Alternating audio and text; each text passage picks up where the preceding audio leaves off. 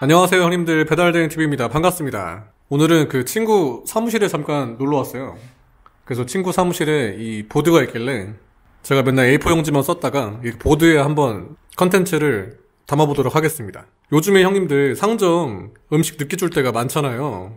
그래가지고 이 상점과 싸우는 경우가 되게 좀 자주 있습니다. 좀 불미스럽죠. 시기가 또 시기인 만큼 우리가 좀 한 발씩 또 양보하면서 또 하면 좋지만, 또 우리가 또 일에 또 사로잡혀 있다 보면 또 그게 좀 안 될 때가 있잖아요.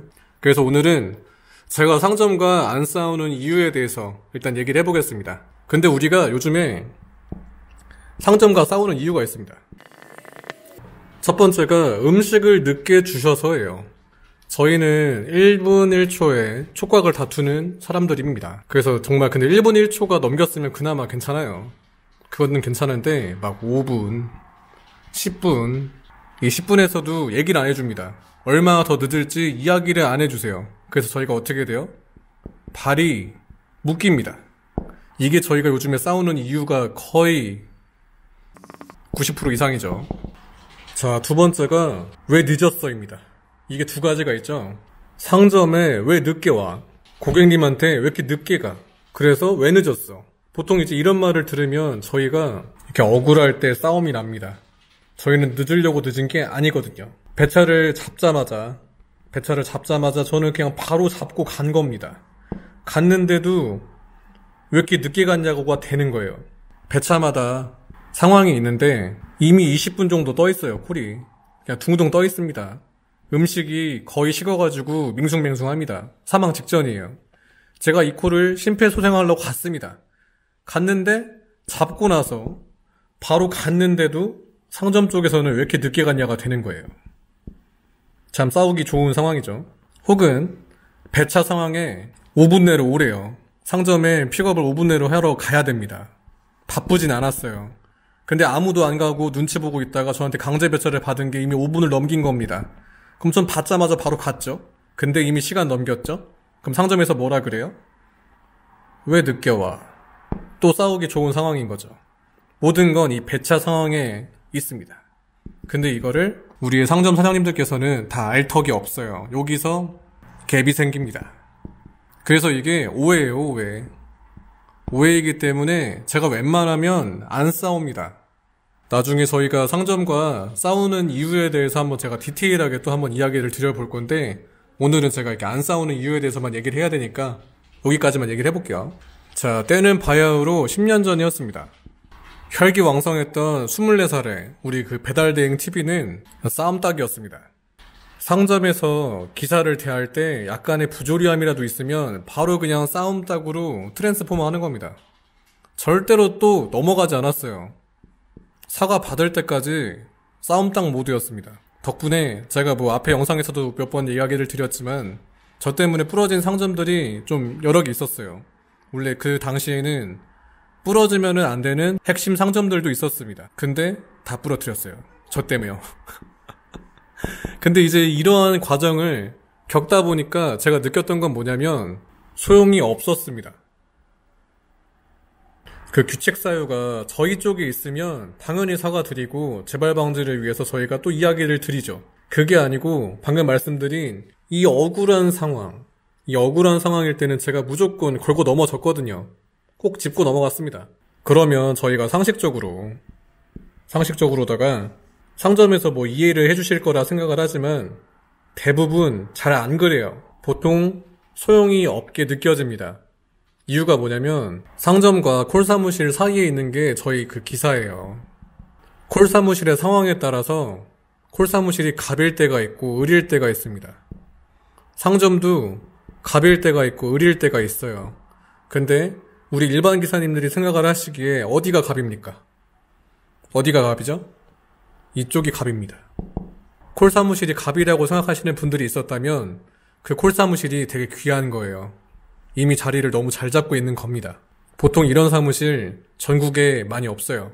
이미 그 삼국 통일을 했다고 보시면 됩니다. 그 지역에. 그래서 우리가 어떻게 돼요? 이쪽이 갑이기 때문에 거의 맞춰줘야 됩니다. 어떻게 맞춰줘요? 콜사무실이 맞춰주게 돼요. 그럼 우리가 콜사무실의 소속이기 때문에 또 사무실을 맞춰줘야죠. 우리는 상점을 맞춰주지 않더라도 우리는 사무실을 맞춰줘야 되기 때문에 콜 사무실이 상점을 맞춰주니까 우리는 상점을 맞춰주는 거랑 다름이 없습니다. 이렇게 되는 거예요. 맞춰주지 않으면 상점이 부러집니다. 자, 그럼 우리는 어떻게 해야 되냐? 이런 문제가 또 남아있겠죠. 상점과 불미스러운 일이 연속적으로 한 3번 정도가 있으면 저는 그때서야 한 번씩 얘기를 합니다. 누구한테 얘기하냐면 상점 쪽에 절대 다이렉트로 얘기하지 않아요. 상점 쪽에 바로 얘기를 하면 잘못하면 싸움이 커집니다. 갑자기 여기다 휘발유를 붓는 꼴이에요. 여긴 불나고 있는데. 이 상점 사장님들 제가 오해를 해서 얘기를 드리는 걸 수도 있겠죠. 하지만 제가 단연간의 경험을 해본 바로는 어떤 케이스가 많으시냐면 대화를 하고 싶지 않아 하세요. 일방적으로만 맞춰달라고 이야기를 하십니다.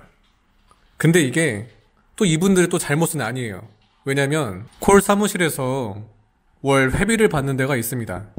상점이 콜 사무실에 콜 잘 빼달라고 이렇게 회비를 주시는 거예요. 이 조건으로 콜 사무실이 계약을 했기 때문에 제가 사장님네 콜 다 잘 빼드리겠습니다. 신경 써서 빼드릴게요. 다른 쪽보다 더 신경 써드리겠습니다. 하고 월 회비를 받기 때문에 대화를 별로 하고 싶지 않고 일방적으로 얘기를 할 수 있는 근거가 되는 겁니다. 근데 저희 일반 기사들 이런 상황 잘 모르죠. 수많은 상점들이 있는데 어디가 월 회비를 받았고 월 회비 중에 얼마를 받았고 어떤 분들은 월 회비를 받지 않았으며 본사와 본사 간에 계약을 했으며 우리 이런 거 다 일일이 다 체크하지 못하잖아요. 우리가 이렇게 바이크 타기도 바빠 죽겠는데 이 상태에서 어떤 상점들은 또 나갔다가 들어오고 들어갔다가 나오고 이러고 있는데 저희가 어떻게 다 체크를 하겠어요. 그래서 대화를 보통 안 하시고 일방적으로 얘기를 하시는 분들 이 상점 같은 경우에는 콜이 많아서 파워가 있으십니다. 그거 아니면 이 회비를 주시는 확률이 커요. 이 두 가지가 아니면 사무실에서 보통 부러뜨립니다. 거의 80% 90%는 거의 그냥 부러뜨려요. 여기보다 새로운 데 영업해가지고 받는 게 훨씬 편하거든요. 자, 그럼 다시 돌아왔습니다. 그럼 우리는 어떻게 해야 되냐? 무조건 사무실과 타협을 봐야 됩니다. 타협을 보지 못하면 가망이 없어요. 상점 쪽이랑 다이렉트로 해결을 보려고 하면 싸웁니다. 싸울 확률이 굉장히 커져요. 그리고 상점들 중에 보시면 잘 이야기를 들어주시고 시정해 주시는 분들도 많으십니다. 젊은 사장님들도 그렇고 최근에 생기는 업체들도 보면은 조율이 곧잘 돼요. 근데 싸우는 상점은 항상 싸웁니다. 그래서 이야기를 드리는 거예요. 오해하지 마세요. 자, 그래서 보시면 사무실과 어떻게 이야기를 해야 되냐. 제가 일전에 이러이러한 일로 그쪽에 배차를 못 받았어요. 한참을 기다렸습니다. 그쪽에서 너무 뭐라고 하셨어요. 이거를 한 3번 정도만 참고 있다가 관리자분한테 이야기를 하십시오. 다이렉트로 한 번 일어나자마자 얘기를 하는 게 아니고 한 3번만 참고 이야기를 하십시오.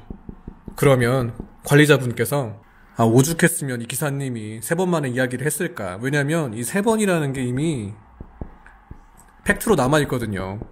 그렇기 때문에 속된 말로 이야기를 하실 때 이게 씨알이 잘 먹힙니다. 약발이 잘 받아요. 왜냐면 3번 동안 참았으니까. 남자 3, 4번 아닙니까? 3번 이상 참으면 약간 병드는 거예요. 얘기하셔야 됩니다. 그래서 보통 3번 만에 이야기를 할 때가 제일 효과가 저는 좋았어요. 그래서 공유를 드리는 겁니다. 그리고 상점과 안 싸우는 이유 중에 하나가 뭔가 이렇게 시정을 해야 될 때 저희가 이제 배달 기사와 상점 간에 이렇게 합을 맞춰야 될 때가 또 있잖아요. 뭐 포장을 좀 어떻게 변경했으면 좋겠고 음식 나오는 시간이 배차가 15분이라고 하나 조금 더 땡기든지 밀든지 정확히 맞춰주시든지 이런 거에 대해서 저희가 합을 맞출 때가 있습니다. 이런 거에 대해서 평소에 얘기가 잘 통하면 그 업체랑은 별로 싸울 일이 없어요. 왜냐면 애초에 이런 대화가 통하기 때문에 조율이 됩니다. 이런 분들이랑은 거의 싸울 일이 없어요. 그리고 이런 업체들 제가 기사를 그만두지 않는 이상 오래 가요. 정말 오래 갑니다. 이 업체도. 혹은 주변에 뭐 정말 싸게 영업해서 가져갈 수 있는데 웬만하면 이미 기사님들이랑 사무실이랑 합을 맞춘 이 사무실은 잘 옮기지 않아요. 그렇기 때문에 상점과 직접 싸워봐야 근본적인 해결이 어렵습니다. 그래서 상점과 굳이 싸우지 마세요.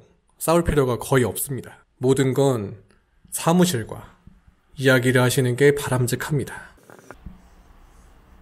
그리고 저희가 사무실과 자주 이렇게 이야기를 해야 좋은 사무실인지 상점 갑질에 휘둘리는 사무실인지를 알 수가 있어요.